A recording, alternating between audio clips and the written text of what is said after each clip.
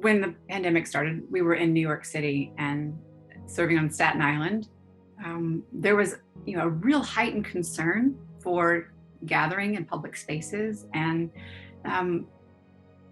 we decided kind of right away to move to an online platform. And there was some resistance between which platform we should choose and which direction we should go. It was really important to me to have a platform where people could connect and connect more in an integrated way than was possible through streaming. And that's not to take away from anyone who streamed or did something else. It's just the choice that we made because of the way that our worship was structured and the needs of our community. We had people who couldn't come in, who were a regular part of our worship, and they didn't feel safe doing that. So we went to Zoom and we had our worship via Zoom, which has its own challenges. And trying to get everyone integrated onto that platform, not everyone could do that. Some called in and they did that for a while. So it presented its own challenge, but it allowed us to have a more integrated worship experience where we could have someone in another place providing music, and then I would be at the church center kind of leading things there and hosting the Zoom meeting. And then we would have someone else in another location who would be able to lead prayers. So it was a group effort. And we did that for a really long time in those early days. And then we tried to find ways to drop off. We had a whole core of leaders who would drop off bulletins or who would drop off different things so that people could participate. We dropped off elements for the sacrament and things like that, so people could kind of share. That was the way that we chose to do it as a group, and we did that until we were able to open in September later that year, and then tried to have a hybrid. That was much more challenging. So one way or the other was easier. Hybrid, not so easy. Right. It brought its own unique things.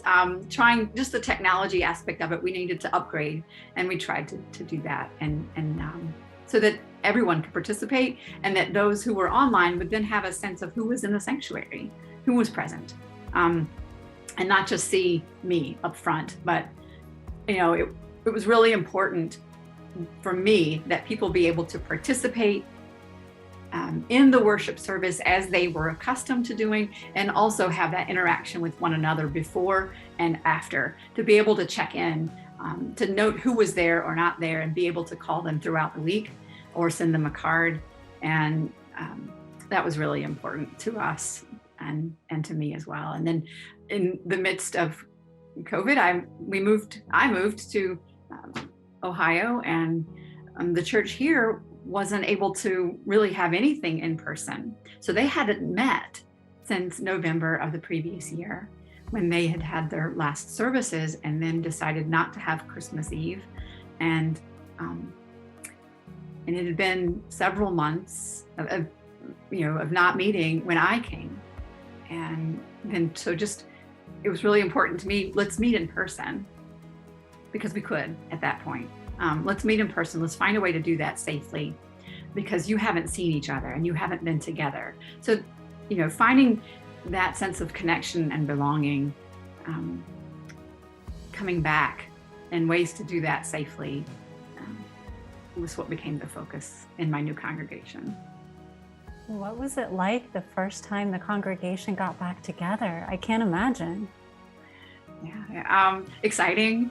Little, but nervous too. Awkward. It's the great awkward, right? Yeah. But it's like, what do we do? And then we had to develop practices around that. So how are we going to share the peace? How are we going to sing, not sing? Are we going to just skip the hymns altogether? Are we going to speak them? Are we going to have special music, not have special music? This is a congregation that loves music. They love to sing. And so they're small enough and they have a big enough space. We were able to social distance. And, within the first 6 months of us meeting regularly, we're like, okay, we think we can do this. Let's try it. And everyone was comfortable enough doing that. And so we did. So now we've been singing with masks on for some time. And it's a big deal. It was a big deal for them. And just to be able to sing after not singing for so long and to find your voice, singing is chanting. And we science tells us that when we breathe in unison, when we sing in unison, when we speak in unison, as we do in my tradition, we have these responsive prayers that are a big part of our worship experience. And when we do that, we're forming community. We're creating bonds. We're, releasing all those positive feel-good chemicals in the body, and we're connecting with each other. And so it's been great to be able to do that. And, and even when they weren't meeting in person, they were finding ways to foster connection, reaching out and caring for each other and delivering groceries and helping and visiting folks in resident facilities and nursing homes and rehabilitation places, so. Yeah, it's beautiful to have the community, even when the disconnection was there, but to be able to come together and feel that and have that sense of connection, because it is so much more powerful in person.